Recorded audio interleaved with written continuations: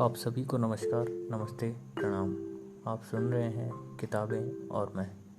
यहाँ आपको सुनने को मिलेंगे प्रसिद्ध लेखकों के बेहतरीन उपन्यास, नाटक और कहानियाँ। तो बने रहिए मेरे यानी लवेश कुमावत के साथ और सुनते रहिए किताबें और मैं। आज मैं आपको सुनाने जा रहा हूँ रविंद्रनाथ टैगोर की लिखी कहानी राजर्षि।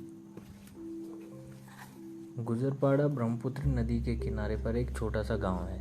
गांव में छोटी सी बस्ती है, ज़्यादा लोग नहीं रहते हैं। गांव के जमींदार का नाम था पीताम्बर राय। वे खुद को राजा कहा करते थे। गांव के लोग भी उनको राजा ही कहा करते थे। उसी नदी के किनारे एक बहुत बड़ा महल भी था, जिसे किसी ज़माने में त्रिपुरा के महाराजाओं ने तीर्थ नहाने के लिए बनवाया था। कई साल बीत गए, लेकिन कोई भी राजा उस महल में आकर नहीं ठहरा। उस किनारे से आने जाने वाले लोग उसे त्रिपुरा के राजाओं का महल कहा करते थे। एक दफ़ा भादवे के महीने में सारे गांव में खबर फैल गई कि इस बार त्रिपुरा के राजकुमार नदी किनारे वाले महल में रहने के लिए आ रहे हैं। गांव में हलचल मच गई। कुछ दिनों बाद अनेक पगड़ीधारी लोग आ पहुंचे। धूम सी मच गई। राजकुमार के रहने के लिए तैयारियां होने लगी। 7 दिन बाद गांव में हाथी घोड़ों का जुलूस आया। अनेक नौकर चाकर थे, कई तरह का सामान था। गांव वाले उस ठाट बाट को देखकर दंग रह गए। वे आज तक पीताम्बर राय को ही राजा समझते थे, लेकिन आज किसी को भी अपने राजा का ध्यान तक न था। राजकुमार का नाम नक्षत्र राय था। उसे देखकर सभी ने कहा, राजा तो वह है। पीताम्बर राय ने भी नक्षत्र राय को राजा माना और उसकी सेवा में लग गए। वे किसी न किसी तरह भेंट लेकर राजा के पास जा पहुंचते। जब कभी नक्षत्र राय हाथी पर सवार होकर बाहर निकलते तो पीताम्बर राय अपने गांव के लोगों के सामने पुकार पुकार कर कहते, राजा देखा है, वह देखो राजा है। धीरे धीरे जनता ने नक्षत्र राय को ही राजा मान लिया। पीताम्बर राय भी जनता में ही शामिल हो गए। रोजाना दिन में 3 बार नौबत बजने लगी। गांव की राहों पर हाथी और घोड़े चलने लगे। राजमहल के बाहर पहरेदार नंगी तलवार हाथ में लेकर खड़े रहने लगे। दुकानें लगने लगी। सारी जनता बेहद खुश थी। वे सभी अपने सारे दुख दर्द भूल गए थे। राजा नक्षत्र राय जनता से बेहद खुश थे। यहाँ के राजकाज में किसी तरह का झगड़ा झंझट नहीं था। दूर दूर से नाचने वालियों को बुलाया जाने लगा। नौकरों ने भी अपने नए नए नाम रख लिए।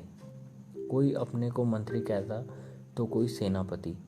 पीताम्बर राय ने भी अपना नाम दीवान जी रख लिया। राजा का बाकायदा दरबार जुड़ने लगा। एक दफ़ा नकुड़ ने शिकायत की कि माथुर ने मुझे कुत्ता कहकर बुलाया। बाकायदा सुनवाई हुई। आखिर फैसला सुनाया गया कि नकुड़ माथुर के 2 दफ़ा कान खींच दे। इस तरह दरबारी कामकाज चलने लगा। जानवरों की शादी के खेल होने लगे। एक दिन राजमहल में बिल्ली के बच्चे की शादी थी। हल्दी चढ़ाने आदि की सारी रिवाजें पूरी की गई। सांझ के वक्त सभी जगह रोशनी की गई।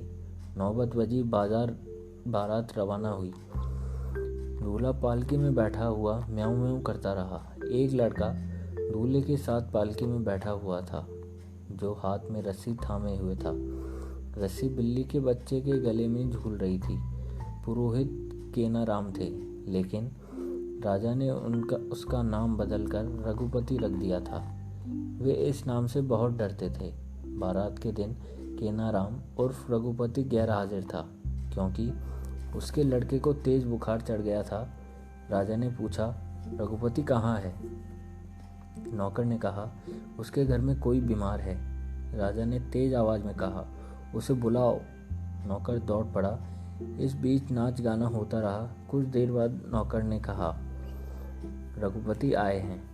नक्षत्र ने रोष के साथ कहा, बुलाओ।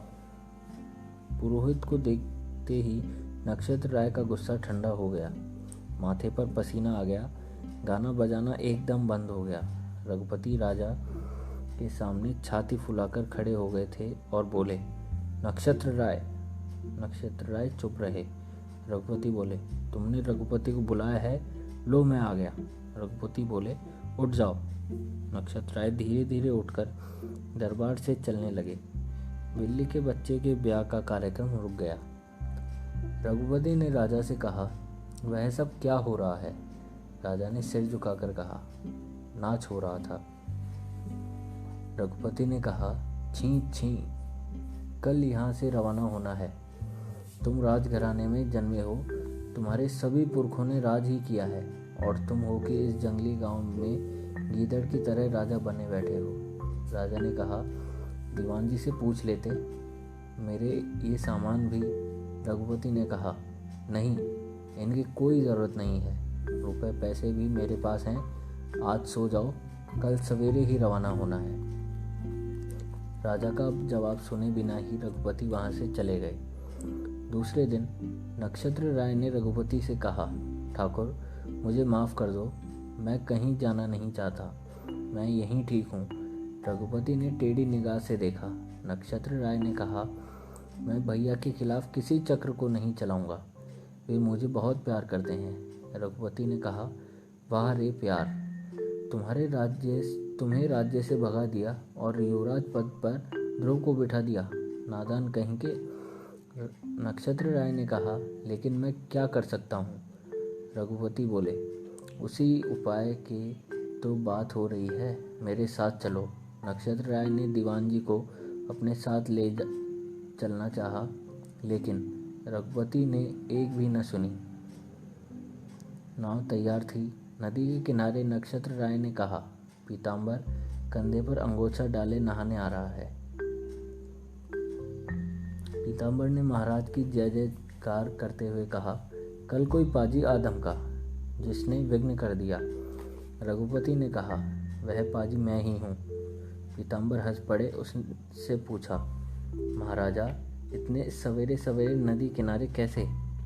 नक्षत्र राय ने धीमे से कहा, मैं चला दीवान जी, दूर, बहुत दूर जा रहा हूँ। पीताम्बर बोले, बहुत दूर? तो क्या शिकार के लिए जा रहे हैं? रघुपति ने कहा, वक्त निकलता जा रहा है, नाव में बैठ जाएं। पीताम्बर ने रोष के साथ कहा, तुम कौन हो? हमारे महाराज पर हुक्म चलाने आए हो? नक्षत्र राय परेशान हो उठे। पीताम्बर से बोले, ये हमारे गुरु ठाकुर हैं। पीताम्बर भभक उठे, होंगे गुरु ठाकुर, इस तरह क्या करते हैं? रघुपति ने फिर कहा, वक्त बेकार बर्बाद हो रहा है, फिर मैं तो चला।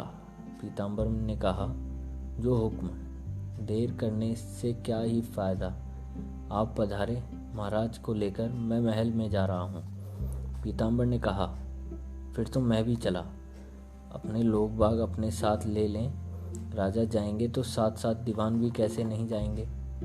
रघुपति ने कहा, साथ कोई नहीं जाएगा।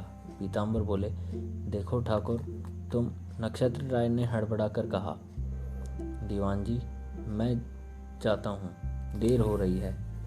पीताम्बर दुखी हो गए और नक्षत्र का हाथ पकड़कर बोले, देखो, मैं तुम्हें राजा कहता हूँ, लेकिन अपने लड़के की तरह प्यार करता हूँ। मेरी अपनी कोई औलाद नहीं है।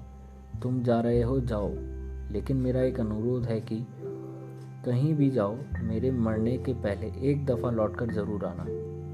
मेरी अब तक की एक ही इच्छा रही है कि मैं अपने हाथों से अपना सारा राजपाट तुम्हारे हाथ में सौंप जाऊं। नक्षत्र राय और रघुपति नाव पर सवार हो दक्षिण की ओर चले गए। पीताम्बर नहाना धोना भूल गए। गुजरपाड़ा सूना हो गया।